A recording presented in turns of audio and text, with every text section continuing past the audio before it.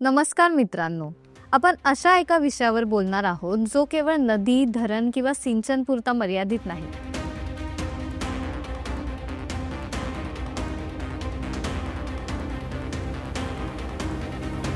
तर शेकडो गावांचा आणि लाखो लोकांचा आणि महाराष्ट्राच्या भवितव्याचा प्रश्न आहे. कर्नाटक सरकारने अलमट्टी धरणाची उंची वाढवण्याचा प्रस्ताव मांडलाय आणि यामुळे महाराष्ट्राच्या सांगली, कोल्हापूर, सातारा जिल्ह्यातील भीषण पूर संकट निर्माण होण्याची शक्यता आहे. तर आता प्रश्न आहे, अलमट्टीमुळे कोणाला फटका बसेल का? केंद्र सरकारने यात हस्तक्षेप केला आहे का? सगळी माहिती, स्पष्ट विश्लेषण फक्त एका या व्हिडिओत देणार आहोत. नमस्कार, मी विजया. कर्नाटकातील अलमट्टी धरण याची चर्चा कर्नाटकपेक्षा महाराष्ट्रात अधिक होते. कारणही तसंच आहे, पण हे समजून घेण्यासाठी आपल्याला फ्लॅशबॅकमध्ये जावं लागेल. काय घडलं होतं? कृष्णा नदीवर कर्नाटकमध्ये अलमट्टी धरण आहे, जे सांगली, कोल्हापूरच्या अगदी खाली आहे. 2019 मध्ये महाराष्ट्रात अतिवृष्टी झाली आणि कृष्णा, पंचगंगा, वारणा या नद्या ओसंडून वाहू लागल्या. त्याच वेळी अलमट्टी धरणात मोठ्या प्रमाणावर पाणी साठवून ठेवलं गेलं आणि पुराच्या काळात ते वेळेवर सोडलं गेलं नाही, असा आरोप महाराष्ट्रातील अनेक तज्ञ करतात. यामुळे पाण्याचा निचरा थांबला आणि सांगली, कोल्हापूरमध्ये पाण्याची पातळी प्रचंड वाढली.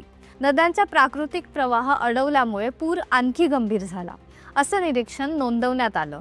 2019च्या पुरामध्ये अलमट्टी धरणाचे जल व्यवस्थापन हे एक मुख्य कारण मानले गेले. यानंतर महाराष्ट्र सरकारने धरणाच्या पाण्याच्या व्यवस्थापनासाठी महाराष्ट्र, कर्नाटक यांच्यात समन्वयाने काम करण्याची गरज अधोरेखित केली.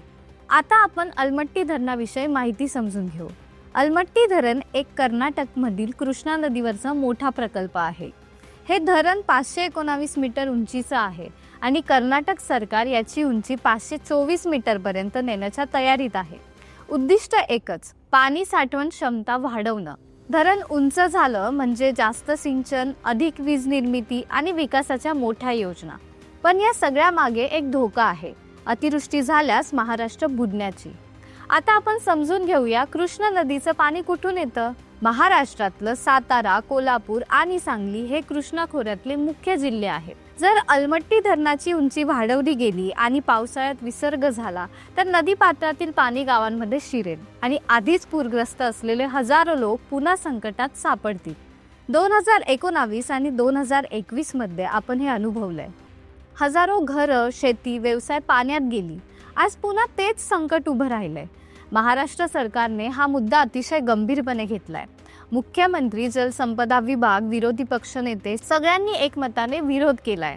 ही फक्त धरणाची उंची नाही, तर आमच्या लोकांचा जीव धोक्यात घालणं आहे, असं महाराष्ट्र सरकारचं स्पष्ट मत आहे. महाराष्ट्र सरकारने हे काम थांबवण्यासाठी मागणी केंद्राकडे केली आहे. या वादावर केंद्र सरकारने हस्तक्षेप केला आहे.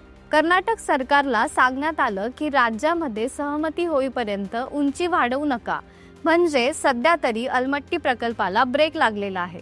पण हा तात्पुरता निर्णय आहे, कायमचा नाही.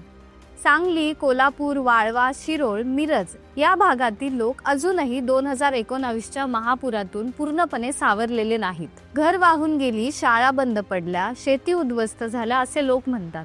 लोक म्हणतात की धरण उंच करायचं म्हणजे आमचं घरदार उद्ध्वस्त करून घ्यायचं. भारतामध्ये पाणी वाद नवीन नाही. या नद्यांवरून अनेक वेळा वाद झाले. धरण उंचवल्यामुळे नदीचं नैसर्गिक प्रवाह चक्र बिघडतं. मासेमारी, पर्यावरण आणि भूजलस्तर बदलतो. स्थानिक परिसंस्था कोलमडतात. आज नद्या कोरड्या पडताय, दुसरीकडे धरणं उंचावून पुराचं ग्रहण लावलं जात आहे. धरण उंचावणं म्हणजे विकास असतो, पण जर कुणाच्या जीवावर येत असेल तर हजारो एकर क्षेत्र बुडणार आहेत, शेती उद्ध्वस्त होणार आहे. यामुळे यावर सामंजस्याने तोडगा काढणं गरजेचं आहे. तुमचं मत काय आहे? कर्नाटकाला अलमट्टी धरणाची उंची वाढवण्यास परवानगी द्यावी का, की महाराष्ट्राच्या पूरग्रस्तांना न्याय द्यावा?